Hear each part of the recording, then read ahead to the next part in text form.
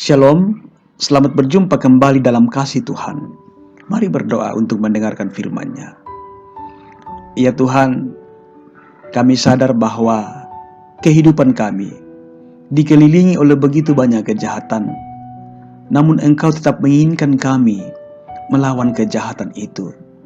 Dan sungguh-sungguh bersyukur untuk firman-Mu yang selalu Engkau perdengarkan buat kami, yang menjadi sumber kekuatan kepada kami untuk melawan kejahatan dan menjadi kekuatan kepada kami untuk terus melakukan kebenaran sesuai dengan yang dikehendaki Tuhan.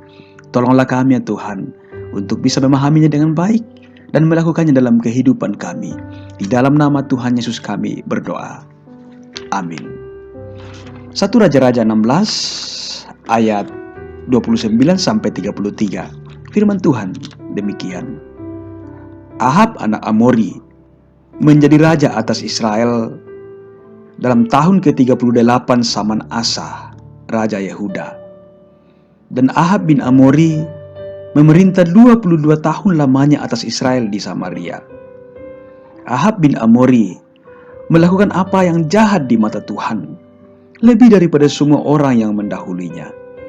Seakan-akan belum cukup ia hidup dalam dosa-dosa Yerobeam bin Nebat, maka ia mengambil pula Isabel, anak Etbal, raja orang Sidon, menjadi istrinya, sehingga ia pergi beribadah kepada Baal dan sujud menyembah kepadanya.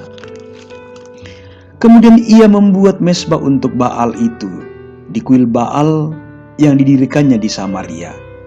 Sesudah itu, Ahab membuat patung Asyera, dan Ahab melanjutkan bertindak demikian, sehingga ia menimbulkan sakit hati Tuhan, Allah Israel, lebih dari semua raja Israel yang mendahulinya. Demikian firman-Nya. Saudara-saudara, Rehat edisi 14 Juli 2020. Kejahatan bisa memikat dan mengikat. Saudara-saudara, banyak kasus yang kita lihat bahwa si pembuat kejahatan yang mendapat hukuman dan kadang-kadang sudah bertahun-tahun menjalani masa tahanan, setelah bebas, tidak sedikit dari mereka mengulangi kejahatan, bahkan kejahatan yang sama, atau bahkan kejahatannya lebih parah lagi. Pada saat itu muncul ungkapan-ungkapan seperti ini. Dia kok tidak kapok ya? Dia tidak jerah. Dan akan banyak alasan yang muncul kenapa tidak kapok, kenapa tidak jerah. Dan mungkin salah satunya adalah karena perbuatan jahat sudah memikat dan bisa mengikat seseorang untuk terus-menerus melakukannya. Ya, itu efeknya. Olehnya itu, Alkitab terus-menerus mengingatkan kita untuk tidak bermain-main dengan kejahatan. Seperti dalam Mazmur 34 ayat 14, jauhilah yang jahat dan lakukanlah yang baik.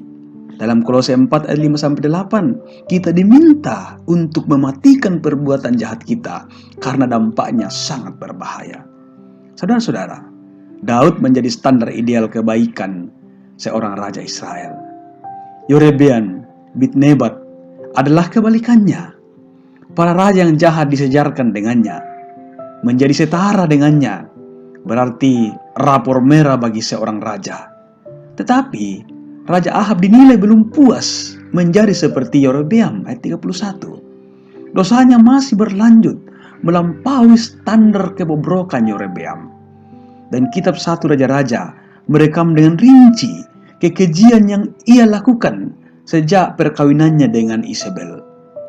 Satu demi satu dosanya bertambah. Tak jerah, ia terus-menerus melanjutkan kejahatan. Ujungnya, Alkitab menyebutnya sebagai orang yang memperbudak diri dengan melakukan apa yang jahat di mata Tuhan.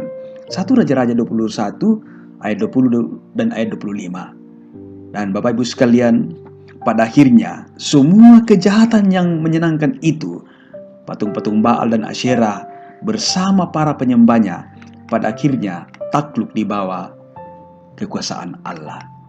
Saudara-saudara, dosa memang bersifat membujuk sedikit demi sedikit, menggoda, merayu, menyeret, memikat, dan akhirnya menjerat.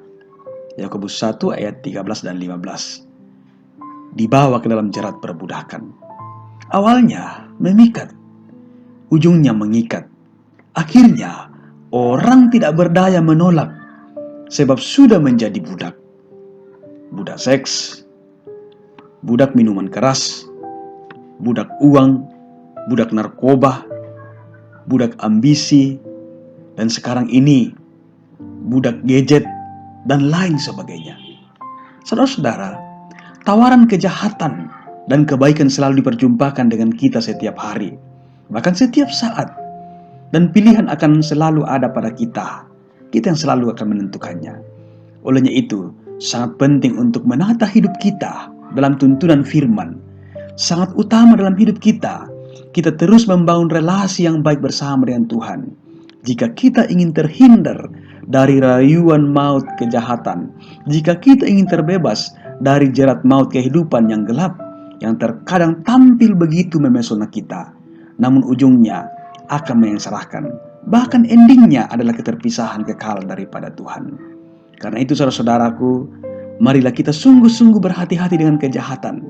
Karena kejahatan apapun bentuknya bisa memikat dan mengikat seseorang untuk terus-menerus melakukannya. Karena betapa kuatnya kejahatan itu bisa memengaruhi diri seseorang yang mencobanya untuk melakukannya. Yakinilah, Kristus telah melepaskan kita dari perbuatan dosa. Janganlah kita malah memperbudakkan diri lagi kepadanya. Jadilah murid Tuhan Yesus sebagai pecinta, pewarta, dan pelaku kebaikan. Tuhan menolong kita. Haleluya. Amin. Mari kita berdoa. Tuhan, terima kasih untuk firman kehidupan yang kami alami pada pagi hari ini.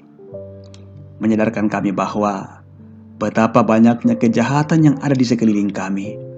Namun satu hal yang pasti bahwa relasi kami yang baik bersama dengan Tuhan akan menolong kami untuk mengatakan tidak untuk kejahatan dan ya untuk kebaikan atau kebenaran. Pimpin hidup kami Tuhan, topang kami untuk melanjutkan kehidupan kami selanjutnya. Peliharakanlah kami dalam cinta kasih-Mu. Ampuni kami Tuhan, di dalam nama Tuhan Yesus kami datang berdoa kepada Bapa di sorga. Amin.